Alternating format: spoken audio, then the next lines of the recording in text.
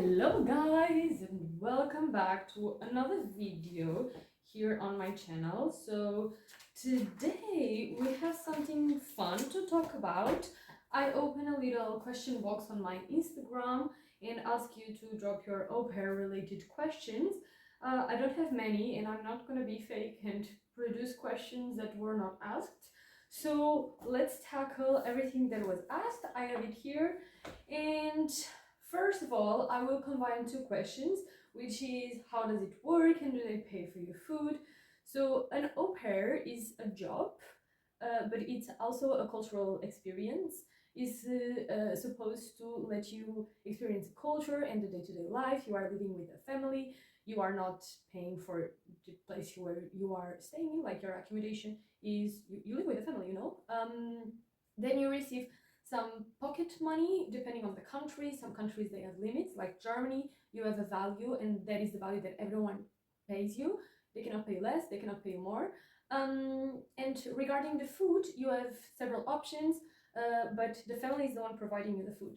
So you can work with them giving you a weekly budget, it can work with them giving you a weekly basket, you can work with every single meal you have with them. It kind of depends on how you and the family end up organizing things, but it's provided by them. So overall, the pocket money that you receive, everything is profit because all of your basic expenses are covered by them. And you also need to have a health insurance provided by the family, so that is covered as well. I'm from Portugal, I'm in Germany, which means that I also have my European health card, and we are in Europe. There is never huge medical expenses, but for example, if you are in the States, I assume the regulations are exactly the same, and it's also mandatory to have the health insurance provided by the family. But yeah, you can have more information regarding specific countries in platforms like Au Pair World, and take a look at the contracts that they put in there and everything. So next question is if I cook for myself. Personally, how me and the family organize is I usually have dinner with them because dinner falls into my working hours. And then when it comes to breakfast and to lunch, I take care of it. I go grocery shopping for myself.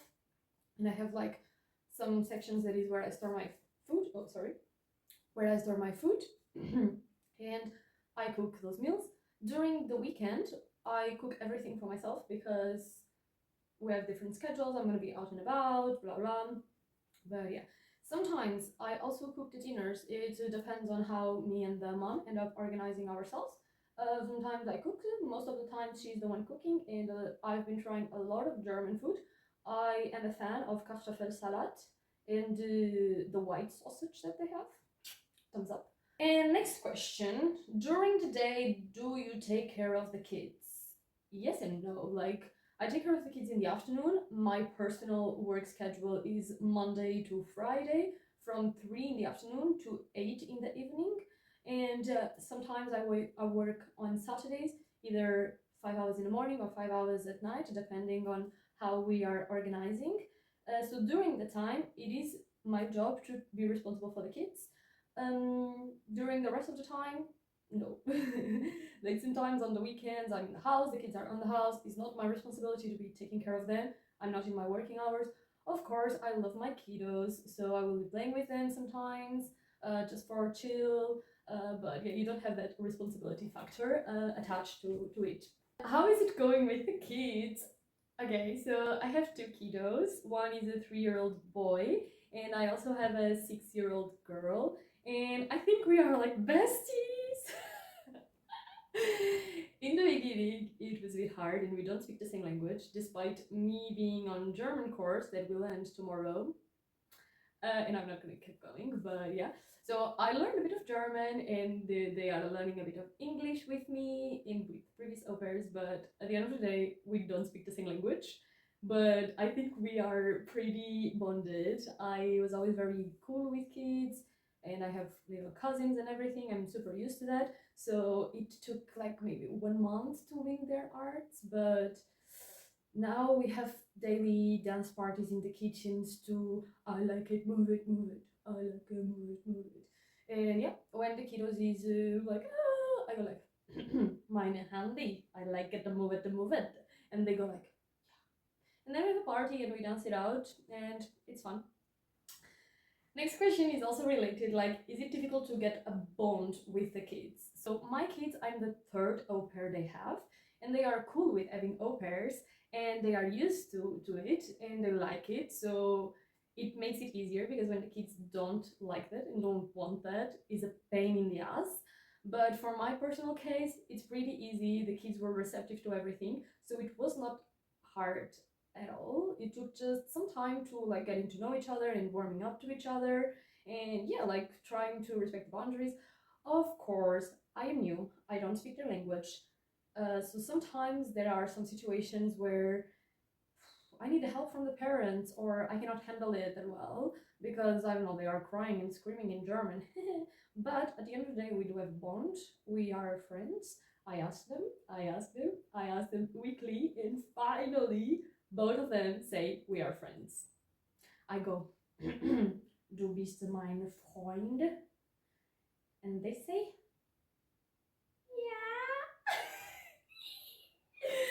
Win-win. So yeah, next question also linked with the kiddos. Do they speak English? No. Long story short, no. But they are learning.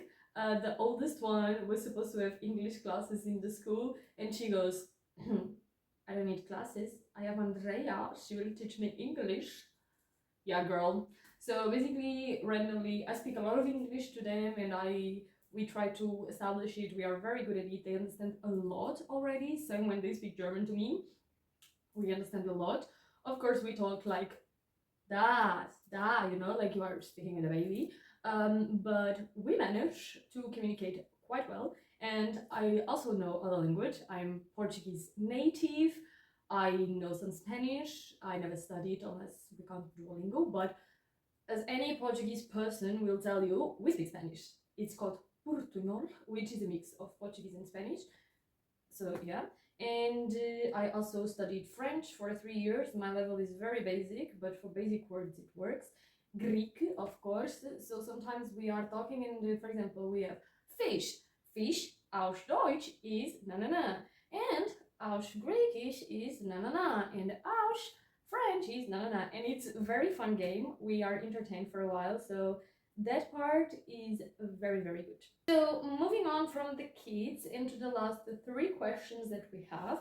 First one is, do you have some Portuguese au pairs around you? If I have au pairs around me, I have not really met them. In my specific neighborhood, I have met like no one.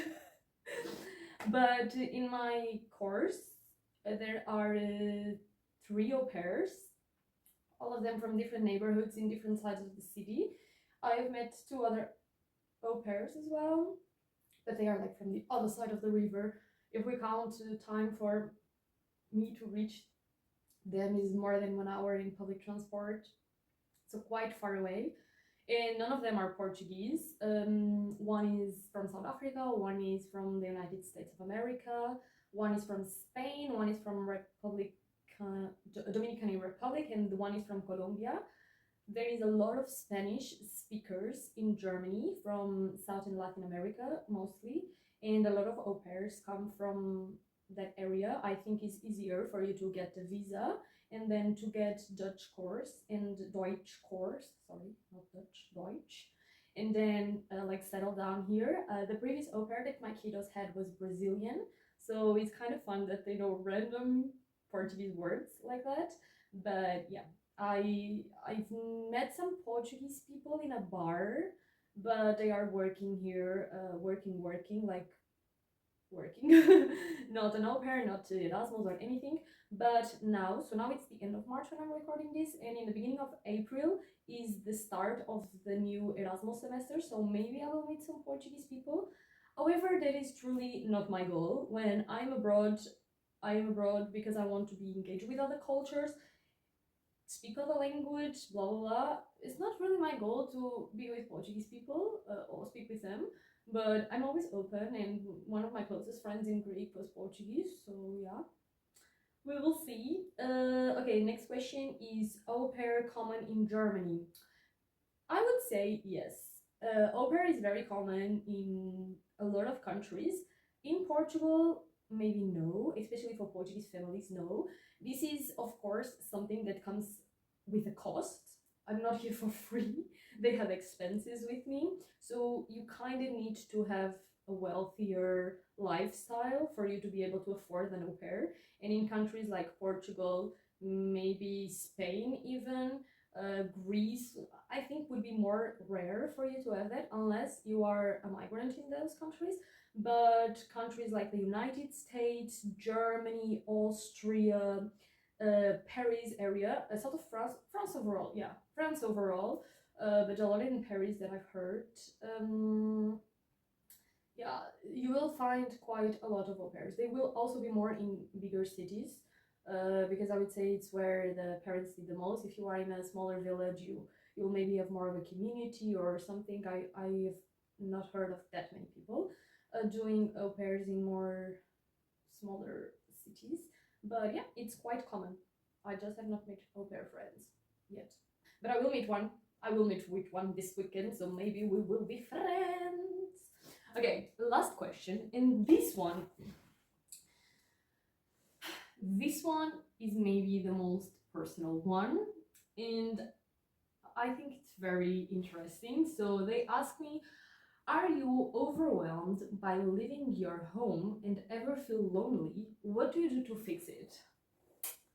Now I'm going to be maybe labeled as insensitive on the internet, but the answer is no. I'm not overwhelmed by leaving home, and sometimes I do feel lonely, but not because I left my country. So I started traveling, volunteering, living abroad in September, in the end of September of 2022. And I've basically never spent more than 1 or 2 months in Portugal since then. I did 1 year of traveling non-stop. Then I stayed for 9 months in Greece, and now I'm here, and I'm gonna be here for 5 months and a half.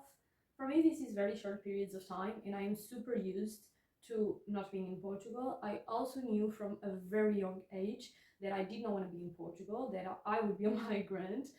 I was not even in high school, and I would tell my mom, sorry, I'm gonna go live in Australia. So for me, it's very natural. This, of course, sometimes you feel feelings, but I think the way that I cope with this is just being like, it's okay to feel this way, and yeah, I give myself time. I also started therapy now, like 1 month ago, maybe 2 months ago. It was in February that I started, and I started it as a way of helping me cope with the constant changes in my life and with dynamics of friendships and relationships and family bonds and everything. Because sometimes I do feel a lot of feelings in an overwhelming-ish way, and I think it's important for me to have a professional to help me navigate all of these.